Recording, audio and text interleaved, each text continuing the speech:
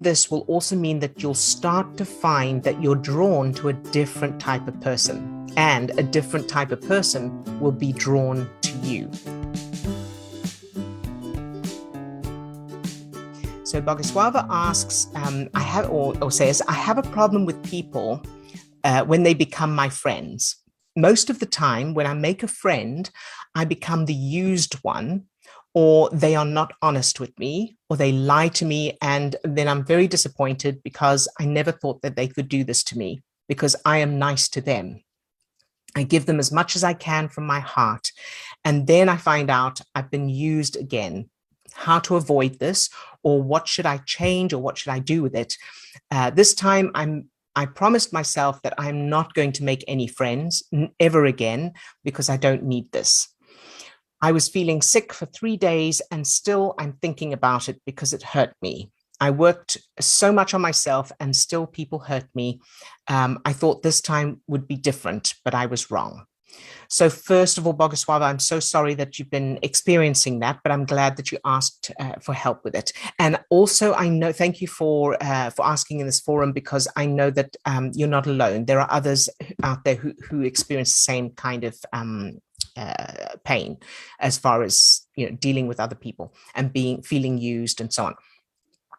So our experience of other people, including friendships, just like our experience of everything else, is based on our childhood references, and mainly those experiences with our parents.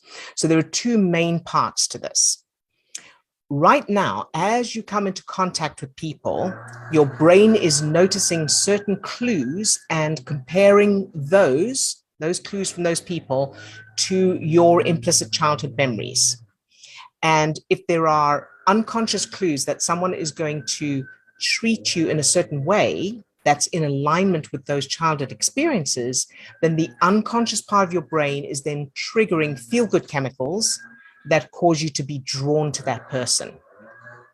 On the other hand, if you come into contact with someone who wouldn't treat you that way, who would treat you well, and so your brain is then comparing the information coming from that person, so micro expressions, tone of voice, gestures, clues in certain things that they may say or they may not say, the unconscious part of your brain will then not produce those feel-good chemicals, and you won't feel drawn to that type of person, that particular person. So this is how the brain keeps us in alignment with the implicit childhood memories that are forming the structure of our self-image and worldview without our conscious awareness. So we're not consciously aware of what's going on, of course. So that's the first part. The second part of it is that as you encounter these people and you start building these friendships, your brain is referring to those childhood references and then triggering a chemical response that creates the same feelings from childhood. And those feelings affect your choices, your responses, your reactions, and your decisions, and your communication, and everything else that's involved in this relationship, these friendships. So from what you shared here, I would say that the child in you is still trying to get her parents to love her and treat her with kindness, compassion, respect. She's still trying to feel safe and secure. And so that's you as an adult now trying so hard with these new friends, trying to please them, being nice to them, and so on. And you'll probably find that the pattern of betrayal, being lied to, and being used is a familiar feeling from your childhood. So there are two parts to the solution, rather. So first of all, the goal is to feel completely happy, safe, and fulfilled on your own without needing anyone else. So even if you never have any friends, that you can feel happy and complete on your own, and you can enjoy your life, doing things you love, having fun, and focusing on your own fulfillment.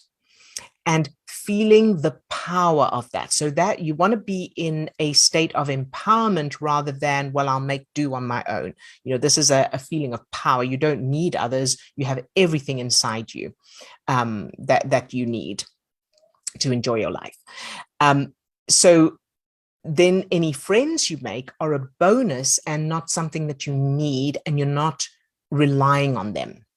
So doing this will also mean that you'll start to find that you're drawn to a different type of person, and a different type of person will be drawn to you as well.